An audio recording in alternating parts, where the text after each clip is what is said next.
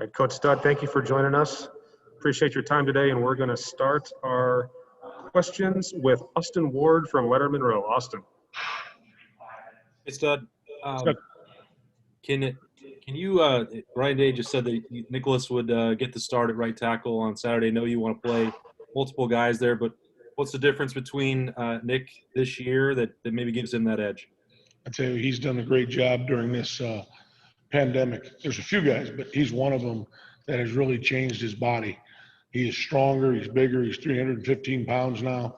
He's as strong as he ever was. And his off season, his development has really pushed him to the top of that position. He's just done a great job.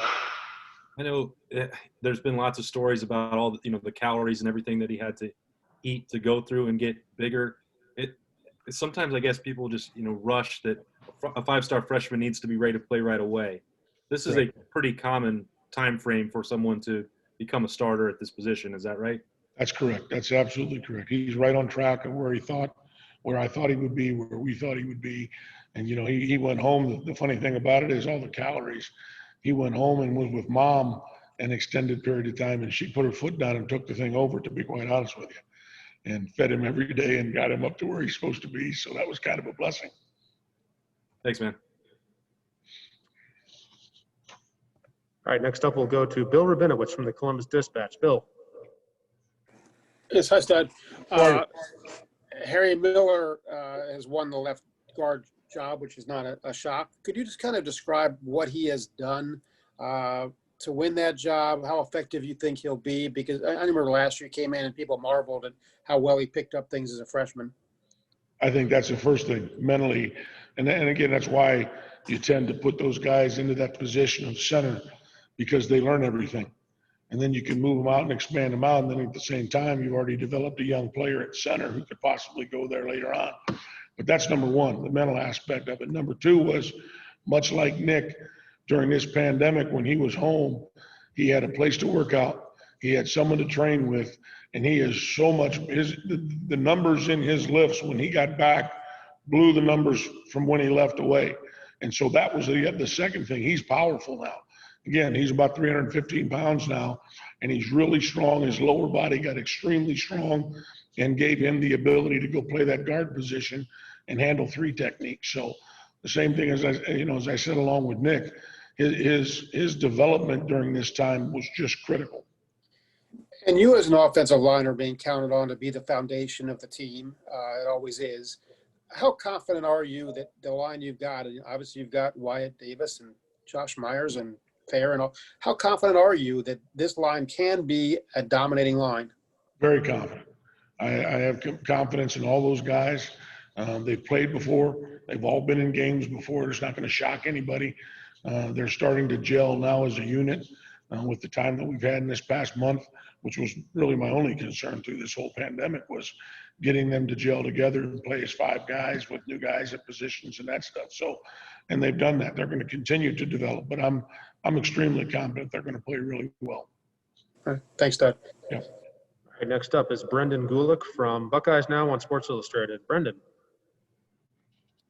Coach, thanks for your time here. Want to ask you about the leadership on the offensive line. Obviously, you've got a couple of team captains there, but I'm curious, everybody wants leadership within their position group.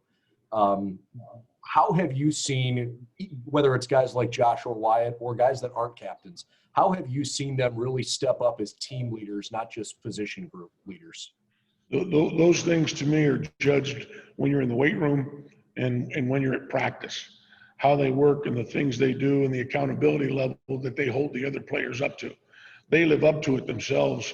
So part of it's by their actions, and then the other part is by their words and what they say to guys that might not be having such a good day or might not be going hard in the weight room or workouts. That's where it really is really important. And those guys, like you said, the two captains, but then again, you got Thayer, and Thayer does a great job with those young tackles, helping those kids along. His leadership has really developed tremendously now that he's really back into the swing of things with his health, with his weight, with his strength. And so he's another guy that's leading in there. So those guys do a great job, but off the field at practice and at workouts and things in the weight room is where I look and see that stuff, and those guys really stand out. Can you tell us too a little bit about the challenge that Nebraska's front seven presents for you this week? Yeah, they're big, strong guys. They were last year. They had 3 outstanding players in there last year. And the guys that are starting now all played last year as backups. They're very experienced. They're big and strong. And it's going to be a test for us to be able to move them off the ball. And that was the same thing we said going into the game last year. We had a high amount of respect for that group. And the same thing this year. We've got to come off low pad level and be physical against a group like this and be able to move the line of scrimmage. So it's going to be a challenge for us. Thank you. Next up is Dan Hope from 11 Warriors with Nathan Baird on deck. Dan. Hey, Greg. Ryan has said that Paris is going to play, DeJuan's going to play. What exactly do you envision for those guys in terms of what their role can be going forward?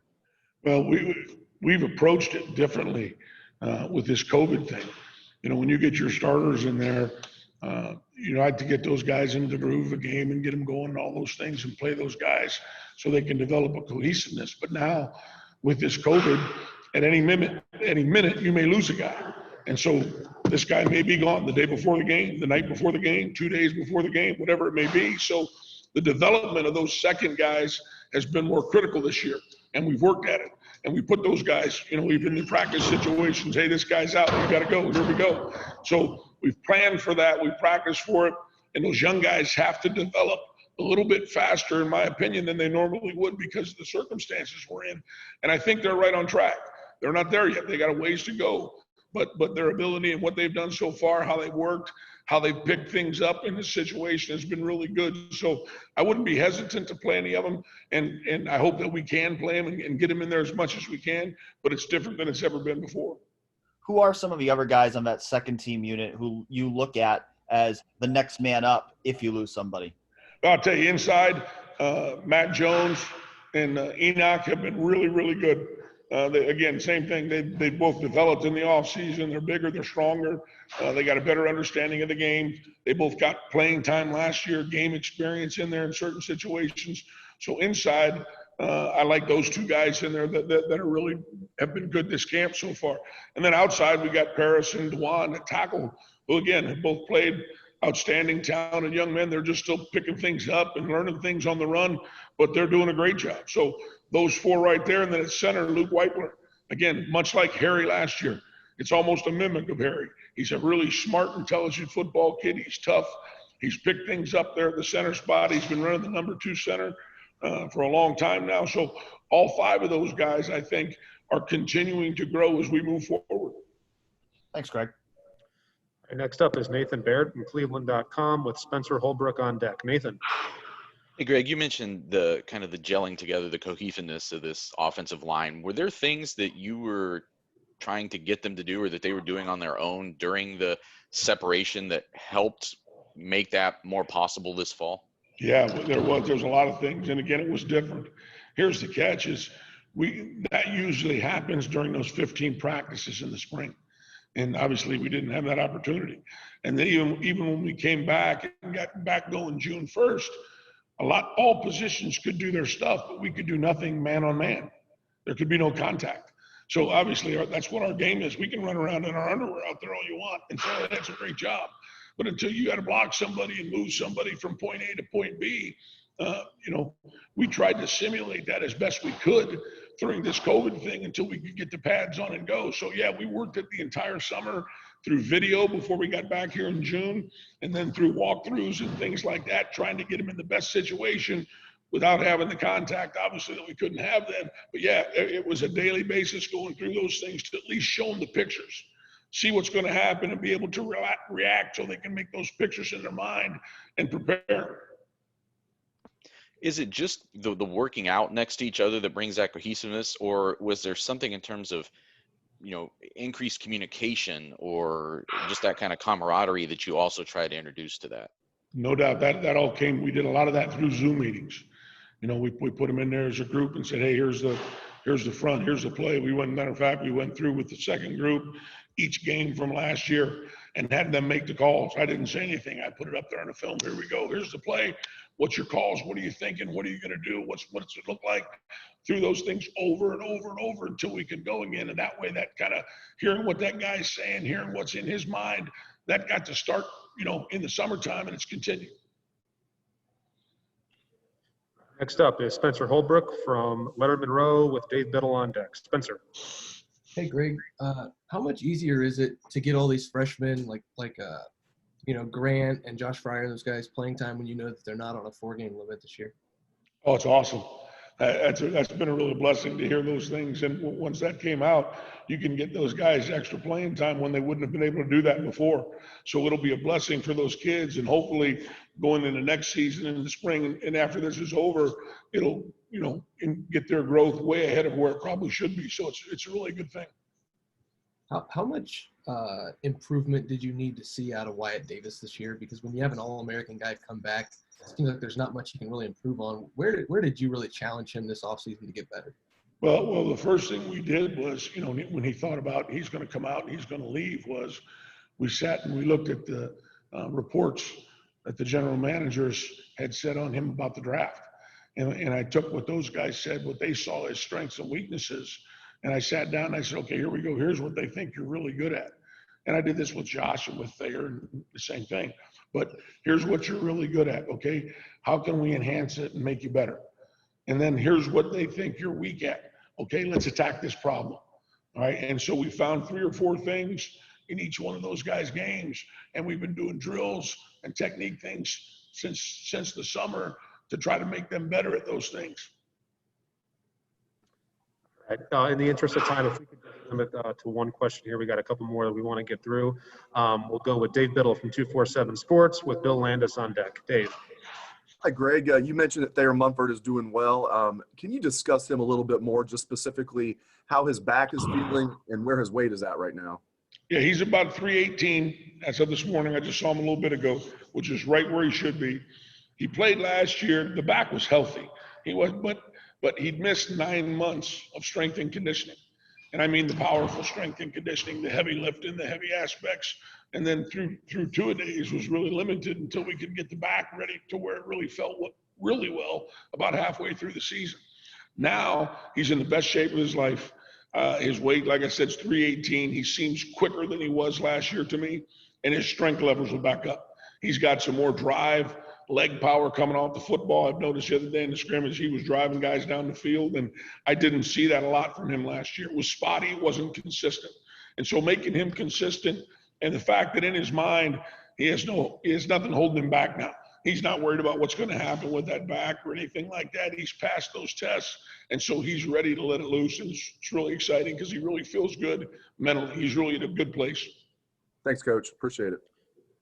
Next up is Bill Landis from The Athletic with Joey Kaufman on deck. Bill. Hey, Greg. Ryan said a couple weeks ago, I think, that DeWand was moving around a little bit, playing tackle, playing some guard. I hear that, and I think that's a really big guard. What about DeWand's skill set allows him to play both those spots? It's unbelievable. Like I said, when there was a question, when Wyatt said he was going to leave and we weren't sure he was going to come back, and those things were going on, I put him in there and say, you know what, let's try this out here and see how you can do it. And it was unbelievable. And for him to be able, a lot of guys had questions when I did it. I'm not sure. And then after about 3 practices, there were no more questions. He was mentally, he was learning it, but the physical tools that he has are unbelievable. He's athletic. We're still trying to get his weight where it's at the best possible weight for him. So we're still working through those things.